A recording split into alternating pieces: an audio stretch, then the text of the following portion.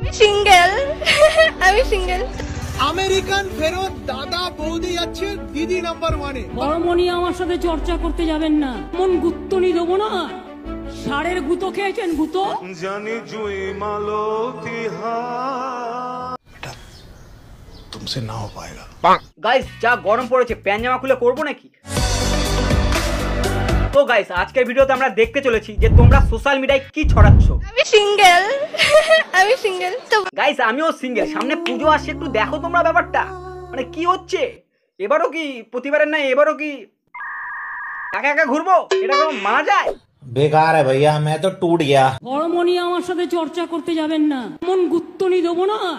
ষাঁড়ের গুঁতো খেয়েছেন? গুঁতো এমন গুঁতো দেব যে জীবনে আর এই সাবজেক্টটা নিয়ে আমার সাথে আলোচনা করবেন না।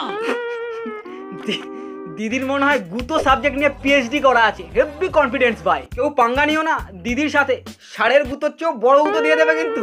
জানি জুই মালো তিহার কত গন্ধ যে ছড়ায়, জানি জুই মালো তিহার তো গন্ধ যে ছড়ায়।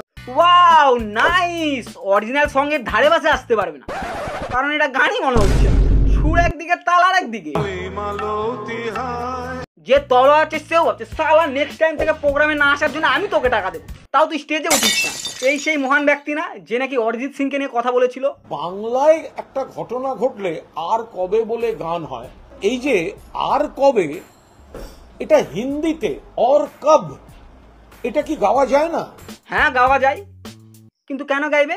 কিছু কিছু পাড়ার ঢ্যামনা লোকজন থাকে না, কি রে পল্টু তোর ছেলেকে দেখলাম বাজারে আড্ডা দিতে, এই বয়সে আড্ডা একটু সামলায় রাখ বাবা। তার কিছুদিন পর কি রে পল্টু ছেলেকে দেখাই যায় না, কোথায় থাকে বাবা? আরে কাকু সামনে এক্সাম তো, ওই জন্য বাড়িতেই থেকে পড়াশুনো করে। আরে বাবা এত পড়াশুনো করলে তো মাথা খারাপ হয়ে যাবে রে, একটু বাইরে বেরোতে বল, সবার সাথে মিশতে হবে, একটু সোশ্যালাইজ না হলে হবে। আরে so moral of the story, তুমি যাই করবে সেটাই ওই লোকের প্রবলেম। সেই ওই দলের লোক এই কুণাল ঘোষ, মানে জেনে শুনেই বাস কেন ঝাড়ে এসো আমার বাড়ি। কেউ মরণ কাল, কেউ ভয় কাতর, কেউ অনিরূপায় বসহায় হয়ে বাঁধর, আর কবে আর কবে। তো কুণাল ঘোষের কথায় অরিজিৎ সিং কেন আর কবে গানটা আরজিকরের প্রতিবাদে লিখেছে। আরে বাংলার ছেলে বাংলায় গান লিখবে না, উর্দুতে গান লিখবে। আর আরজিকর কাণ্ডে শুধু বাংলা কেন, গোটা ইন্ডিয়া এখনো প্রতিবাদ করছে। কুণাল ঘোষ তখন শীতঘুম দিচ্ছিল বুঝি। মেনলি শোনো ভাই, কুণাল ঘোষকে সবাই ভুলে গেছে। সত্যি বলতে আমিও তেমনটা চিনি না, যারা যারা কুণাল ঘোষের ফ্যান আছো ক্ষমা করবেন ভাই। লোক বুঝে শুনে অরিজিৎ সিংকে কাটি করছে, তাও যদি লাইমলাইটে আসতে পারে। হ্যাঁ হ্যাঁ হ্যাঁ ঠিক বলেছি তো, বাস কেন ঝাড়ে এসো আমার বাড়ি। যারা কর্মবিরতি করছেন শাসক দলের বিরুদ্ধে বা বলছেন, তারা সরকারি বেতনটা নিচ্ছেন তো না নিচ্ছেন না? মানে আমার প্রশ্ন, বোনাস টোনাস যে হয় তো সরকারি, সেটা নেবেন তো না নেবেন না? মানে মানে আমি এমনি প্রশ্ন। ঠিক এই কথা বলার কিছুদিন পরেই কাকা আমাদের। আমি প্রথমেই আপনাদেরকে জানাই যে আমি যা বলেছি তার জন্য আমি অত্যন্ত লজ্জিত এবং দুঃখিত। আরে কাকা ক্ষমা চাইছো কেন?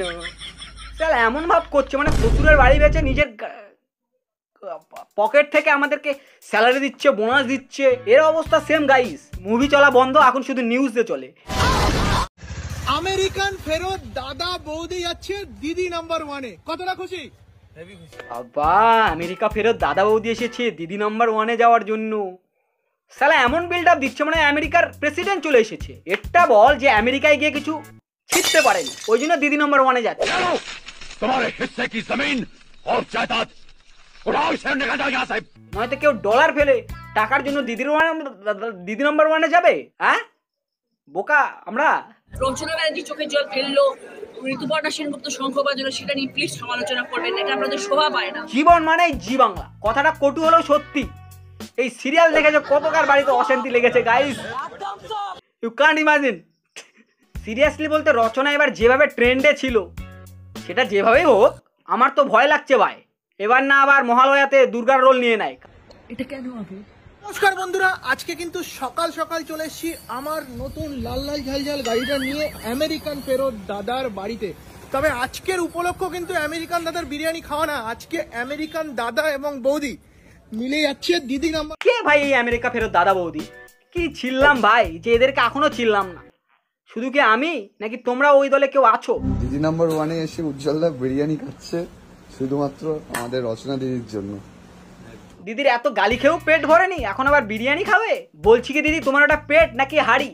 যখন যে পাচ্ছে দিয়ে যাচ্ছে বাড়ি। এটা কার জন্য যাচ্ছে? এটা রচনা দিদির জন্য যাচ্ছে।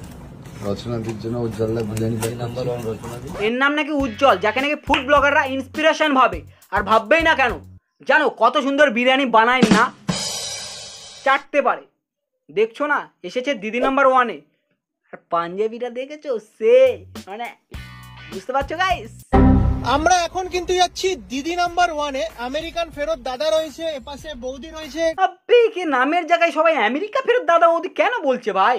কনসেপ্টটা সিরিয়াসলি আমি কিছুই বুঝলাম না। তোমরা প্লিজ যদি কেউ জেনে থাকো কমেন্টসে একটু জানাও তো guys, I wants to know.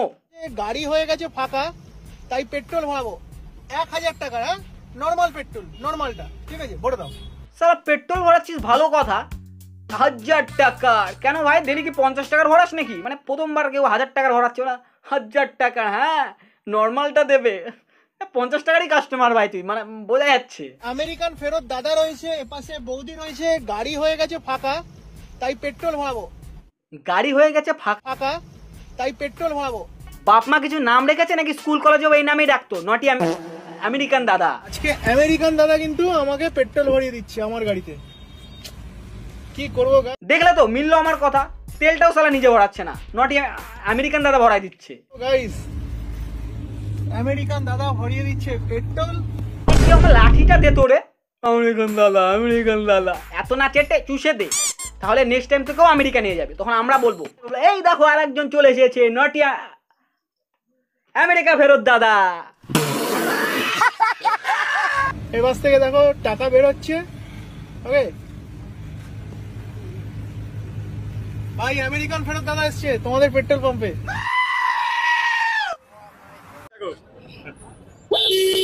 বিরাট বড় ব্যাপার আমাদের উজ্জ্বলদা বিরিয়ানি কিং।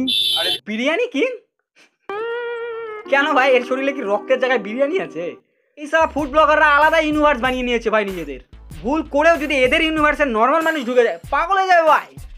মানে যত ফুডটার নাম আছে সব এই ফুড ব্লগারগুলোই রেখেছে। ফোন পে পরোটা, 2 বোনের বিরিয়ানি, বিরিয়ানি কিং, আমেরিকা ফেরত দাদা বৌদি। এই যে নামগুলো বললাম, এদের অরিজিনাল নাম তোমরা জানো? এদের বাবা মাগুলো ভাবে সব ভালোবাসে ছেলে মেয়েদের নামগুলো রেখেছিলাম, ফুড ব্লগারগুলো তো নামের মা ভাই এক করে দিল তো। সো গাইস, আজকের মতো ভিডিও এতটুকুই। বিরিয়ানি দেখে লোক পেয়ে গেল গাইস। এখন তোমাদের মধ্যে অনেকেই ভাবছো যে এর চ্যানেলে তো ভিউজ নেই, তাও কেন এই ভিডিও বানাচ্ছে? আরে ব্রো, টাইম আমাদেরও আসবে, চাপ নিও না। এখন নয় একটু খারাপ সময় যাচ্ছে, বাট সারা জীবন তো যাবে না।